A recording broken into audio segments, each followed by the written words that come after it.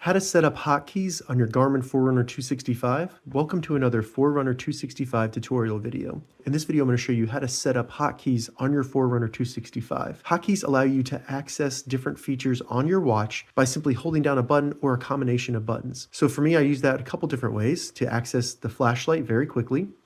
I also have it so I can access my music controls very quickly. And then I have it so I can access Man Overboard, which just is a very quick way to save a location. So in order to actually set up hotkeys on our Forerunner 265, the first thing we need to do is open the menu, and you can quickly do that by holding the up button just for a second or two, then hitting the up button one more time and going to System. Select System using Start or Stop. From here, we just need to scroll down and select hotkeys. And then in here, you can see all the different hotkeys that are available. So where it says hold start, that would be where you just hold the single start button. Some of these are going to be combinations like start and down or start and up. Once you find a hotkey that you want to use, select it. And these are going to be all the different options you have for that hotkey.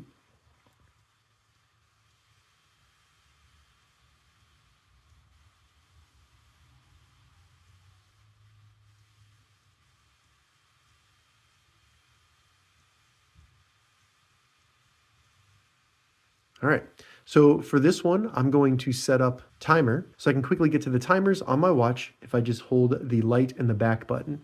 So I'll select timers.